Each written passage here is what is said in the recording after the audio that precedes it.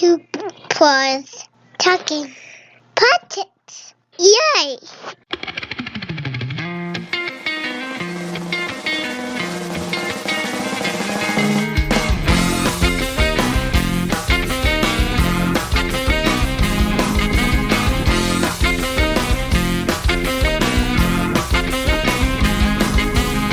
Are you la la listening? Hey everyone, this is Kelly with Two Broads Talking Politics. I'm excited in this segment to be here with Brendan Kelly, who is running for Congress in the Illinois 12th District. Hi, Brendan. Good morning. Thanks so much for joining me. Thank you for having me. Appreciate it. To start, we usually like to ask people, just tell us a little bit about your background and why you decided to run for Congress. Well, sure. My family came to this area when I was a little kid, about 10 years old, about 30 years ago or so, because of Scott Air Force Base. There's a very big Air Force Base down here. It's actually this Air Force, Navy, Army, huge base here that many people have come to Southern Illinois for. And my family did here a long time ago, and so it's been my home since then. And then after grade school and high school here, went off to Notre Dame. Somehow I was able to, through some sort of computer error, they admitted me, I guess, and I was also able to graduate somehow, and I was able to afford the ridiculous tuition there, thanks to Uncle Sam, Navy ROTC scholarship I got, paid for my tuition, and then I served in the United States Navy all over the world, the Middle East, so many different places, and then I decided I wanted to come home. I wanted to come home and raise my family here. And then eventually went to law school and got involved working on some issues of poverty and social justice in East St. Louis, and eventually became an assistant state's attorney, an assistant prosecutor, and then was elected the current state's attorney, the countywide prosecutor in St. Clair County, which is right across the river from St. Louis. And now here I am running for Congress.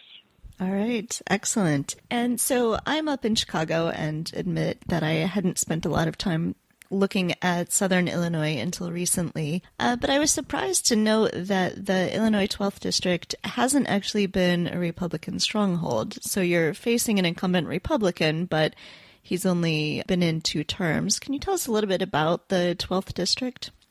Sure. It's frankly, it's a really special place. It's a district that goes back and forth.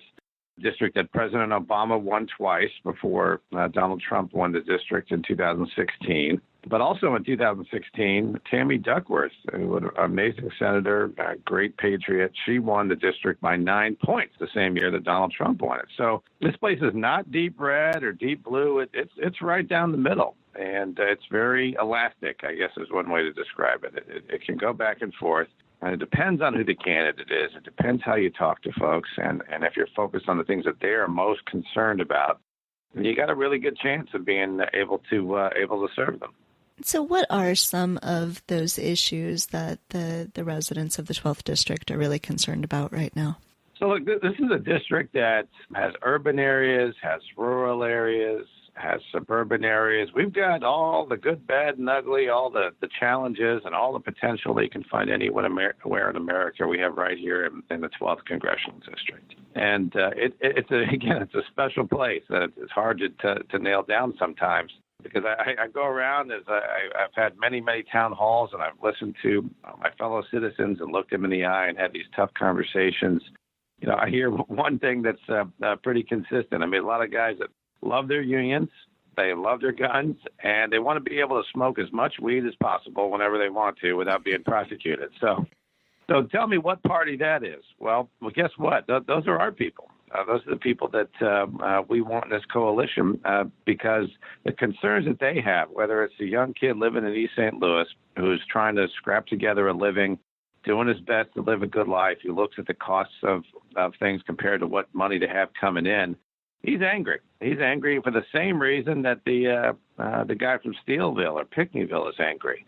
They see the stock market's going up, but you know what else is going up? The cost of their education, the cost of health care, the cost of their prescriptions, the cost of their cable bill, cost of gas. The cost of just living has gotten worse and worse and worse, while a few people at the top do very well, while the big banks and the big pharmaceutical companies and folks like Bruce Rauner continue to do very, very well. They're falling behind.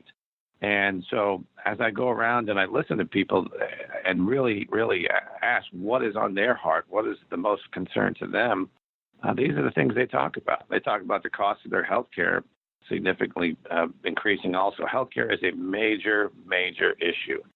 People are very concerned about pre-existing condition protections being ripped away. Unfortunately, my opponent, he voted for something that would take away healthcare from 38,000 people. He voted for something that would be essentially a huge, massive age tax on senior citizens here. This tax bill that they passed, which ain't helping people here. It's helping people that are already doing really, really well. It is threatening Medicare, it's threatening Social Security, and that's not just important for people that are here in Southern Illinois that rely on that to basically live. It's also important to rural hospitals and urban hospitals that are very dependent upon that funding to be able to keep their doors open. So healthcare is a major, major issue. But believe it or not, I know it's not a real sexy topic, but infrastructure is a big deal down here. Our roads are tore up, our bridges are crumbling. And we have places where there is a boil order because there's a water main break all the time. We have real issues with our water infrastructure that are threatening things like farmers' ability to have access to water that they need. Other areas where, urban areas where there's a real concern about the safety of that water. I was talking to a hospital administrator the other day. There was a water main break in Southern Illinois where 160,000 people were without water for 3 days. And the hospital was very concerned that they're going to have enough water to flush the toilets and to be able to continue to run their hospital. That's how serious infrastructure is here. And if we put real hard dollars into rebuilding Southern Illinois, then we're actually going to put people back to work, too. And that's going to be something that will benefit everybody. You will be able to set the table for some great economic development that can help improve some of the deep poverty that we have in places around Southern Illinois. People, at the end of the day, they just want us to help save Southern Illinois. That's what we've got to do. So you've had some really big endorsements, Barack Obama, Joe Biden. There's lots of labor unions who've endorsed your campaign. But one of the endorsements that stuck out to me was the very early endorsement of Cheri Bustos. For anyone who's outside of Illinois who's listening, Cheri Bustos is a Democrat in a rural Illinois district, but she has won, even when her district was won by Trump, she won in double digits. Can you talk a little bit about the kind of conversations you've had with her around running in a district like yours? Sure. Yeah, Cheri Bustos is nothing short of amazing. I call her my fairy god sister. She is always magically swooping in and helping me out any way she can. She was the first member of Congress to endorse me and come support me. She knows what it's like to run in districts like this where people have these concerns and how to be able to really have those conversations and win them over. She's a great role model. She's a great leader. I can't say enough good things about Cheri Bustos. She's really someone that all of us look to. But me in particular, I think, because of the kind of district that I'm running in, where it is a genuine toss-up race, where it is going to be a fight all the way to the finish, and where we have to focus on those issues that are most important to people here. And not the controversy of the day, not the divisive issue of the day, not chasing the tweet of the day, but really listening to what people here are focused on. A lot of that noise tends to wash over people here because they're just trying to survive. And they're really, the biggest concern that they have is the faith that they are losing in the democratic process. They see the flood of money that is coming into our political system. They see the gerrymandering. You see people that have, built centers of power around personalities rather than around good public policy. You see the real concern about ethics just going by the wayside in D.C., no oversight of our executive. That's what they're concerned about, losing faith in the democratic process. And so that's what we're focused on, trying to make sure we confront those things that are most of concern to them and restore their faith in the democratic process. And so I know your campaign has been just super busy, tons of events. What are the kinds of things that you're doing in these final weeks? In fact, in Illinois, people are already voting. But what are the kinds of events you're doing? Where are you going? What kinds of people are you talking to? We're going everywhere, everywhere, anywhere anybody will take us. We are going. Democratic events. If there's Republicans there, we're going to go there too. Events that are just part of daily life here, particularly here in Southern Illinois. It's fall.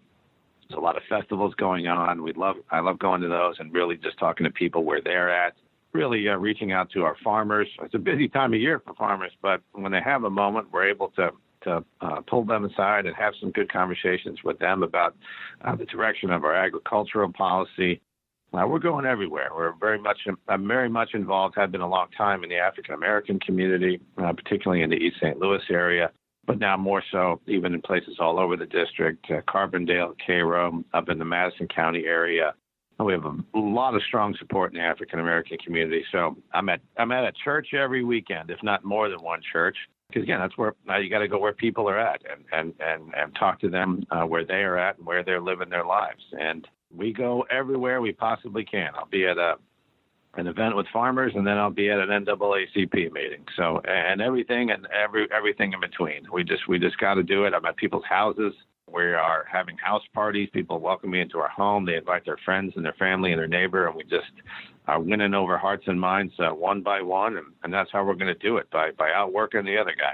So you noted that you have a history in service. You were in the Navy, and then you've worked as a state's attorney. And we've been seeing all over the country Democrats running for office this year who have that kind of background. Can you talk a little bit about what you think draws people with a service background to the Democratic Party? Well, I think it's a concern about how divided the country is, and a commitment and a belief in the ideals of this country, and a sense that we all have, in our gut, in our heart, that the country is being torn apart, something that many of us who have served in the armed forces or served in other capacities as a prosecutor or whatever way the people have served, they've taken an oath to something that is essentially the heart of what this country is all about. And they see that it's being put at risk. And this is just our way of being able to step forward and show some courage and do what needs to be done to help our country. And that's why I think so many people of backgrounds like this are stepping forward. I'm very excited about the huge number of veterans that are running across the country. A lot of us actually talk to each other. Congressman Seth Moulton from Massachusetts has set up a really great network of veterans who are running for office. Some of them haven't made it through the primaries, but some of us are still standing, and we're still fighting like hell. And many of us are communicating with each other, sharing ideas. Because, when we're doing that job, when you're serving your country, like I was out on a ship, we had people of all backgrounds, all races, all religions, and we didn't care if you were Democrat or Republican. We just cared about getting the job done, and we cared about getting the mission accomplished and serving our country. That has been lost. And I will tell you, as a prosecutor, the reason I love doing the town halls is because as a prosecutor, I've gotten used to being available to the public, talking to victims, talking to people out in the community, talking about the difficult issues that we have in terms of the relationship between criminal justice and social justice. I like talking to people. I like doing those town halls. I've done 12 town halls. My opponent has done 0. He just won't talk to anybody, which I think is a damn shame because he's really, really, really missing out. But as a prosecutor, you make tough choices and you have those tough conversations, and that ability to handle that and do that hard work and be accountable and show some guts is frankly missing from Congress right now. They have too many people for most of their lives. The hardest thing they've ever done is just run for re-election. Well, that's not the hardest thing I've ever done. But you're seeing that concern and a hyper focus on just getting reelected rather than making good choices for the country, how it has cost us and how it has driven people into their safe partisan camps, and how that's really, really hurt the country, particularly in places like Southern Illinois. Is there anything else that you want to make sure that we talk about? Well, look, we need help. We need everybody. This is a district that we're going to have to fight for every single inch. This is a district that the Republicans won by 15 points last time. And now the New York Times, in a more recent poll, has me down